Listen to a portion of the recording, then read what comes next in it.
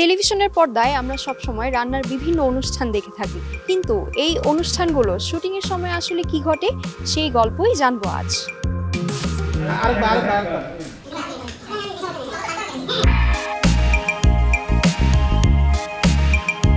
টেলিভিশনে যখন রান্নার শোগুলো দেখি তখন আমরা ভাবি অতিথি মনে হয় মাত্রই এসেছে, কিন্তু না, অতিথি কিন্তু অনেকটা সময় আগেই আসে, মেকআপ নেয়, রেডি হয়, এরপর স্টেজে এন্ট্রি হয়।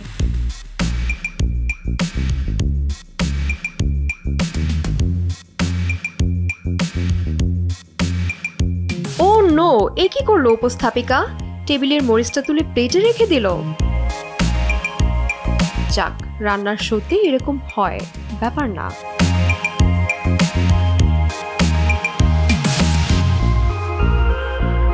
যে রান্নাগুলো অনুষ্ঠানে করা হয় তা কি সত্যি মজা হয়? ভাইয়া একটা প্রশ্ন ছিল, এই যে আপনি যেটা খাচ্ছেন এটা কি আসলে টেস্টি? না, লবণ বেশি। ও মাই গড, লবণ বেশি? দেখছেন দর্শক, এগুলাই হয়।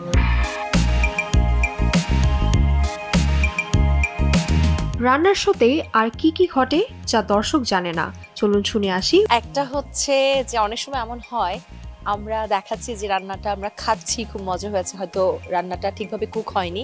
অন্যতম কারণ হচ্ছে একটা সময় থাকে, ধরেন কোনো একটা লবণ দেওয়ার শট মিস হয়ে গেছে, আবার লবণ দেন, না এবারও ধরতে পারিনি ফ্রেমে, আবার লবণ দেন, টেস্ট কেমন হবে? প্রথম কথা হচ্ছে ক্যামেরার পেছনে আমাদের প্রিয় ডিওপিকে দেখতে পায় না, ডিরেক্টরকে দেখা যায় না, অনেক গোপন কথাবার্তা থাকে যেগুলো মানুষ জানতে পারে না, যেটা একান্তই আমাদের ব্যক্তিগত বিষয়। একটা শট নিতে হলে এটা জিরার গুঁড়া, এটা বলতে গেলে আমরা নাহলে 20 বার শটটা নেই, দর্শক কিন্তু একবারই দেখতে পাচ্ছে যে এই জিরার গুঁড়া। এই শটটা নিতে আমাদের 20 মিনিট পার হয়ে যায়।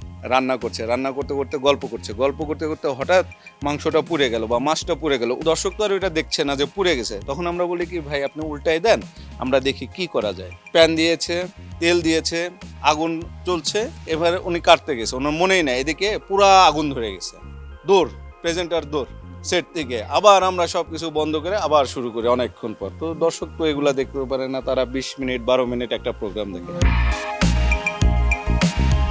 এছাড়াও শুটিং সেটে কিন্তু নানান ধরনের মজার ঘটনা ঘটতেই থাকে।